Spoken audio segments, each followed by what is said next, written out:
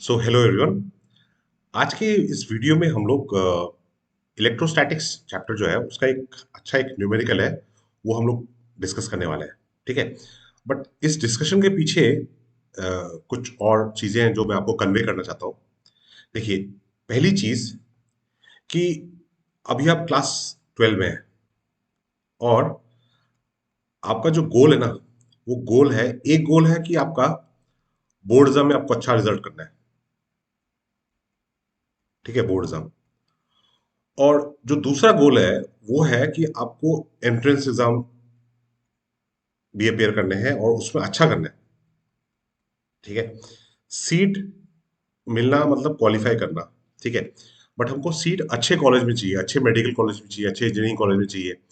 Board exam में अगर अच्छे मार्क्स आएंगे तो उस परसेंटेज के बेसिस पे हमको अच्छे कॉलेज में एडमिशन मिलेगा। ठीक है। तो उसके लिए मतलब एवरेज स्टडी करने से नहीं होगा। ठीक है। एवरेज स्टडी करने से नहीं होगा। मतलब आपको जो पढ़ा रहे हैं उन लोगों को भी चाहिए कि वो आपको एवरेज चीजें मतलब बेसिक से तो चीज पढ़ानी है, बट बेसिक पे ही छोड़ना नहीं है। आपको ऊपर थोड़ा लेके जाना है। मतलब कॉन्सेप्चुअल स्टडी, कॉन्सेप्ट आपका क्लियर होना चाहिए। ठीक है। कॉन्सेप्ट अगर क्लियर है तो आप हर तरह के क्वेश्चन कर सकेंगे। ठीक है। Main point is understanding and clearing the concept. ठीक है। अच्छा, अब whether you are a student of CBSE board, council, Assam high secondary council board, ठीक है, आप किसी भी बोर्ड के स्टूडेंट हैं, अगर आप क्लास 12 के स्टूडेंट हैं तो ऑब्वियसली आपका एक चैप्टर है, फर्स्ट चैप्टर जो है वो है इलेक्ट्रिक चार्जेस एंड फील्ड्स। ठीक है, इलेक्ट्रिक चार्जेस एंड फील्ड। तो यहाँ पे मैंने एक क्वेश्चन लिया है, this question is from model question bank. Model question bank का क्वेश्चन है। ठीक है। ये क्वेश्चन बैंक जो है, जो बच्चे आसाम स्टेट बोर्ड में पढ़ते हैं उनका Assam high secondary education council का जो प्रेस्क्राइब्ड क्वेश्चन बैंक है उस क्वेश्चन बैंक से ही क्वेश्चन है। ठीक है। बट ये जो क्वेश्चन है ना, ये एक क्वेश्चन ऐसा ही कॉन्सेप्चुअल क्वेश्चन है जो मतलब किसी भी सीबीएसई बोर्ड के स्टूडेंट के लिए भी ये इंपॉर्टेंट है। मैं ये चीज इसलिए नहीं बोल रहा हूँ कि सीबीएसई बोर्ड वाले स्टूडेंट मेरा ये वीडियो देखें। ठीक है। बट मेरी कोशिश है कि स्टूडेंट को मैक्सिमम पॉसिबल बेनिफिट मिले, एट द सेम टाइम पढ़ाई का स्ट्रेटेजी भी क्लियर हो। ठीक है। अब आप लोगों ने इस टाइम में, जैसे अभी सितंबर चल रहा है, ठीक है, तो सितंबर में भी आज तो 17 तारीख हो गया, तो इस टाइम तक आपका ऑब्वियसली ये चैप्टर तो खत्म हो चुका होगा। आपको ये चैप्टर कोचिंग में भी पढ़ाया होगा, इलेक्ट्रिक चार्जेस एंड फील्ड। ठीक है। इलेक्ट्रिक चार्जेस एंड फील्ड जो चैप्टर है, ये आपका कोचिंग में हो चुका होगा या फिर ट्यूशन में हो चुका होगा, आपके स्कूल में पढ़ा चुके हैं। आप इस क्वेश्चन को देखिए। ठीक है, इतने देर से मैं इतनी सारी बातें बोल रहा हूँ, बट आप ये क्वेश्चन को देखिए। ये जो क्वेश्चन है, इस क्वेश्चन को पढ़िए और फिर आपको क्या लगता है कि इस तरह के क्वेश्चन आप लोगों ने प्रैक्टिस किए हैं क्या? ठीक है। तो ये जो क्वेश्चन है, मॉडल क्वेश्चन बैंक बाय जो असम हाई सेकेंडरी काउंसिल ने प्रेस्क्राइब किया है। ठीक है। ये क्वेश्चन बैंक यहाँ पे मैंने रखा हुआ है। ठीक है, थोड़ा सा फटा हुआ है। अब ये तो थोड़ा पुराना है मेरा, 2016-17 का। ठीक है। बट क्वेश्चंस ज़्यादा चेंज नहीं हुए हैं। ये क्वेश्चन तो आपको आपके क्वेश्चन बैंक में भी होगा। ठीक है। तो ये क्वेश्चन क्या बोलता है? सिंपल क्वेश्चन है, मैं नहीं बोल रहा हूँ कि क्वेश्चन डिफिकल्ट है। ठीक है। But the thought process, A charge of positive charge है, 10⁻⁹ coulomb is located at origin in free space and another charge q, capital Q, at 2,0,0. If the x component of the electric field at 3,1,1 is 0, calculate the value of q. मतलब ये जो charge है, q charge, इस charge का value हमको निकालना है। इस चार्ज का वैल्यू हमको निकालना है। ठीक है। अब इस चार्ज का वैल्यू हम लोग कैसे कैलकुलेट करेंगे? ठीक है। तो सबसे पहले तो हमको सिचुएशन विजुलाइज करना है। ठीक है। क्वेश्चन मैं बार बार बोल रहा हूँ, क्वेश्चन डिफिकल्ट नहीं है, बट थोड़ा डिफरेंट है। ठीक है, थोड़ा डिफरेंट है। तो देखिए, पहले हम लोग एक कोऑर्डिनेट सिस्टम ड्रॉ कर लेते हैं। ठीक है। एक कोऑर्डिनेट सिस्टम ड्रॉ कर लिया, तो कुछ नामकरण देते हैं। इधर मतलब एक्स एक्सिस हो गया, ये आपका एक्स एक्सिस हो गया, इधर आपका वाई एक्सिस हो गया, इधर आपका जेड एक्सिस हो गया। तो ये तो ओरिजिन हो गया। ठीक है। तो और यहाँ पे आपका दिया हुआ है जो 10⁻⁹ कूलम चार्ज है, ये आपका ओरिजिन में है। ठीक है।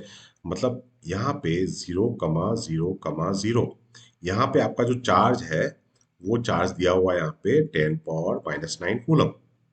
ठीक है, क्वेश्चन को क्लियरली समझ गया तो मतलब 50% काम हो गया। दूसरा चार्ज कहाँ पे दिया हुआ है? दूसरा चार्ज कहाँ पे है हमारे पास? अनदर चार्ज क्यू एट 2,0,0 मतलब वो भी अलोंग एक्स एक्सिस पे है। ठीक है, वो भी अलोंग एक्स एक्सिस पे है। तो यहाँ पे कहीं पे है, सपोज मान लेते हैं यहाँ पे कहीं पे है। So this is 2,0,0। तो यहाँ पे क्यू चार्ज है। ठीक है, अच्छा, अब हमको इलेक्ट्रिक फील्ड कहाँ पे निकालना है? हमको इलेक्ट्रिक फील्ड मतलब बोला है कि electric field at this point is 0, 311। 311 मतलब कहाँ पे होगा? 311 मतलब एक्स एक्स एक्सिस में 3 यूनिट्स है, वाई एक्सिस में 1 यूनिट, और फिर जेड एक्सिस मतलब आगे की तरफ आना है। ठीक है, सामने की तरफ आना है 1। तो अब ये तो हम लोग 2 डायमेंशन में ड्रॉ कर रहे हैं, प्लेन में ड्रॉ कर रहे हैं। तो यहाँ पे कहीं पे मान लेते हैं वो पॉइंट है इस लोकेशन में।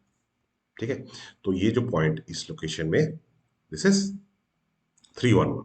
ठीक है, ये 311 ये कोऑर्डिनेट हो गया। अब यहाँ पे इलेक्ट्रिक फील्ड का एक्स कॉम्पोनेंट 0 है। ठीक है, तो इसको कनेक्ट कर देते हैं। यहाँ से कनेक्ट किया, यहाँ से भी कनेक्ट कर दिया। ठीक है, तो ये कुछ लोकेशन मान लेते हैं ए है, नीचे का लोकेशन, नीचे का लोकेशन ये कुछ ए है, ये बी है, और ये सी है। ठीक है, तो सी पे जो बोला है कि इलेक्ट्रिक फील्ड का जो एक्स कंपोनेंट है, इलेक्ट्रिक फील्ड का एक्स कंपोनेंट है वो 0 है। ठीक है, तो पहले हम देखते हैं कि इलेक्ट्रिक फील्ड का वैल्यू कितना होगा यहाँ पे। ठीक है, अब देखो यहाँ पे अब यहाँ पे देखो क्यू चार्ज तो हमको पता नहीं है कि मतलब पॉजिटिव है नेगेटिव है कुछ है, तो हम लोग पॉजिटिव मान लेते हैं, बाद में देखेंगे साइन क्या आता है। ठीक है, तो पॉजिटिव चार्ज के लिए क्यू चार्ज जो है उसके लिए इलेक्ट्रिक फील्ड यहाँ पे इस डायरेक्शन में होगा। ठीक है, इसको कुछ मान लेते हैं ई, सपोज 2 ले लिया, E2। ठीक है, या ई बी ले लिया, ई बी। ठीक है, और ये जो 10⁻⁻⁹ कूलम है इसके लिए यहाँ पे इलेक्ट्रिक फील्ड होगा, ये कुछ, ये मैं आर्बिट्री डायरेक्शन ले रहा हूँ। ठीक है, ये कुछ ए ले लेते हैं। ठीक है, अच्छा, अब देखो, अब ईबी का डायरेक्शन जो है ना, हम लोग श्योर नहीं है कि ईबी ऊपर की तरफ है, क्योंकि ये जो क्यू चार्ज है नेगेटिव भी हो सकता है। बट जो इलेक्ट्रिक फील्ड होगा या तो इस डायरेक्शन में होगा या फिर इस डायरेक्शन में होगा। ठीक है, सिमिलरली जो ई होगा वो या तो इस डायरेक्शन में होगा, मतलब पॉजिटिव चार्ज अगर है तो अवे फ्रॉम द चार्ज होगा, नेगेटिव चार्ज है तो टूवर्ड्स होगा। मतलब वो अलोंग द लाइन, ये जो लाइन जो ड्रॉ किया है ना, ई और ईबी लाइन में ही होगा। ठीक है, तो ये इंफॉर्मेशन हमारे लिए क्यों जरूरी है? देखिए, अब मैं अगर ई ए का वैल्यू लिखूं, ई ए, ठीक है, सिर्फ पहले मैग्नीट्यूड लिखता हूं। ठीक है, तो ई ए क्या हो जाएगा? के Q times 10⁻⁻ times divide by ये डिस्टेंस स्क्वायर। ठीक है, मतलब एसी डिस्टेंस। अब यहाँ पे एसी डिस्टेंस कितना होगा? क्योंकि ये जब लेंगे तो हमको ये डिस्टेंस भी चाहिए होगा ना। तो ये जो डिस्टेंस होगा इसका कोऑर्डिनेट 311 है, इसका कोऑर्डिनेट 000 है। तो इसका मतलब ये जो डिस्टेंस होगा वो कितना होगा? वो डिस्टेंस होगा 3 - 0 का स्क्वायर। ठीक है, प्लस 1 - 0 का स्क्वायर, प्लस 1 - 0 का स्क्वायर, डिस्टेंस फॉर्मूला उसका स्क्वायर रूट, मतलब 9 + 1 + 1। ठीक है, मतलब ये जो डिस्टेंस होगा ये स्क्वायर रूट ऑफ 11 होगा। ठीक है, सिमिलरली जो बीसी डिस्टेंस होगा वो कितना हो जाएगा? 3 - 2 का स्क्वायर, प्लस 1 - 0 का स्क्वायर, प्लस 1 - 0 का स्क्वायर, इसका स्क्वायर रूट। तो मतलब 1 square plus 1 square plus 1 square, इसका स्क्वायर रूट, मतलब 3, स्क्वायर रूट ऑफ 3। मतलब ये जो डिस्टेंस बीसी डिस्टेंस है वो √3 होगा। ठीक है, तो इलेक्ट्रिक फील्ड का फॉर्मूला k³/r² था।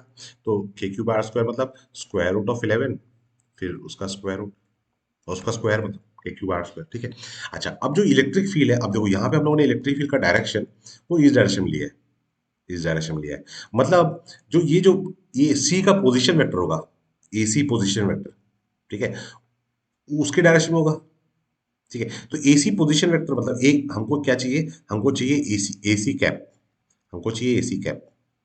उससे डायरेक्शन लग जाएगा ना, वो एसी के कैप का डायरेक्शन, तब ये इलेक्ट्रिक फील्ड हो जाएगा, वेक्टर में हो जाएगा। ठीक है, अब ये एसी कैप का वैल्यू क्या होगा? एसी कैप का वैल्यू क्या हो जाएगा? एसी कैप मतलब पोजीशन, ये जो सी पॉइंट का पोजीशन वेक्टर है विद रिस्पेक्ट टू ए, वो कितना हो जाएगा? 3i कैप, मतलब 3 - 0 plus j cap plus k cap, divide by इसका मैग्नीट्यूड कितना हो जाएगा? Square root of 11, square root of 11। तो ये हो गया ई ए, ठीक है, ये वेक्टर फॉर्म में लिख दिया मैंने, ठीक है। अच्छा, सिमिलरली हम लोग ई बी निकाल सकते हैं। ई बी क्या हो जाएगा? ई बी हो जाएगा के times Q divide by distance square, मतलब रूट 3 का स्क्वायर, ठीक है। फिर सिमिलरली अभी हमको बीसी वेक्टर भी डिफाइन करना पड़ेगा, बीसी वेक्टर पोजिशन, उसका यूनिट वेक्टर चाहिए होगा। मतलब जो इलेक्ट्रिक ईबी है, वो ईबी जो है वो अलोंग बीसी कैप है, अलोंग बीसी कैप है, तो मतलब हमको बीसी कैप चाहिए होगा। तो बीसी कैप कैसे निकालेंगे? बीसी कैप हो जाएगा 3 - 2 आई कैप, मतलब आई कैप, ठीक है। फिर 1 इधर है, इधर भी 1 0 है, तो ये तो जे कैप होगा, ठीक है, प्लस के कैप। फिर इसका मैग्नीट्यूड कितना हो जाएगा? रूट 3। यूनिट वेक्टर को कैसे निकालते हैं? वेक्टर ए अगर जैसे है, तो इसका इसका अगर यूनिट वेक्टर निकालना है तो क्या हो जाएगा? Vector A divide by its magnitude. किसी भी वेक्टर को उसके मैग्नीट्यूड से डिवाइड करोगे तो यूनिट वेक्टर आ जाएगा, है कि नहीं? और जो यूनिट वेक्टर होगा वो वेक्टर ए के डायरेक्शन में ही होगा, ठीक है ना? तो ये मेन चीज है, मतलब वेक्टर का कॉन्सेप्ट यहाँ पे यूज करना है। वेक्टर का कॉन्सेप्ट यूज हो रहा है करके हमको थोड़ा डिफिकल्ट लग रहा है, बट यार फिजिक्स में भी वेक्टर्स पढ़ा है सेकंड ईयर में, और मैथ्स में भी आप लोगों ने वेक्टर्स पढ़ा है, तो उसके बेसिस पे आपको ये क्वेश्चन डिफिकल्ट लगना नहीं चाहिए, ठीक है। अच्छा, अब देखो यहाँ पे बोला है कि x component of electric field is 0,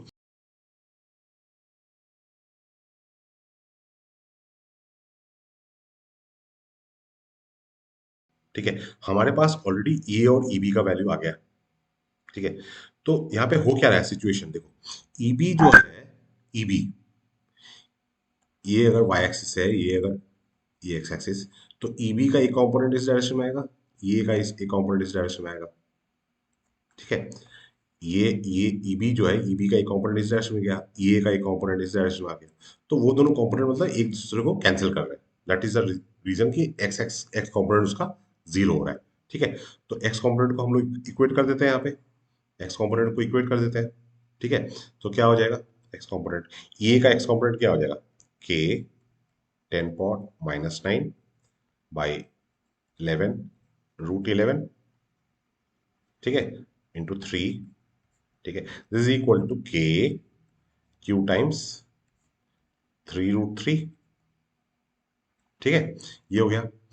तो दोनों का हम लोगों ने एक्स कॉम्पोनेंट मतलब आई कैप वाला टर्म को इक्वेट कर दिया, ठीक है। तो के कैंसिल हो गया, के कैंसिल हो गया, ठीक है। के अगर कैंसिल हो गया तो क्यू इज इक्वल टू क्या हो जाएगा? 9√3 इंटू 10⁻⁻9 डिवाइड बाई 11√11 कूलम, ठीक है। तो यहाँ पे अगर आप छोड़ देते हैं तो काफी है, मतलब आपका फाइनल आंसर यहाँ पे हो गया, ठीक है, आपको फुल मार्क्स मिल गया। बट सिंस मेरे पास कैलकुलेटर था तो मैंने यहाँ पे कैलकुलेट करके देखा, तो क्यू का वैल्यू आता है 0.42 इंटू 10⁻⁻9 कूलम, 10⁻⁻9 कूलम, ठीक है। सो ये तो देखो कैलकुलेशन तो हो जाएगा, ठीक है, calculation is not at all difficult, but जो मेन चीज है वो देखो आपको यहाँ पे समझना पड़ेगा कि जो हम क्या कर रहे हैं यहाँ पे। ये पोजीशन वगैरह देख के हमको घबराना नहीं है, सिंपल चीज है, डायग्राम ड्रॉ करना है, इलेक्ट्रिक फील्ड को एक्सप्रेस करना है और क्वांटिटीज को इक्वेट करना है, ठीक है। मेन चीज है जो विजुअलाइजेशन, ठीक है। आई होप आपको ये सॉल्यूशन समझ में आया हो।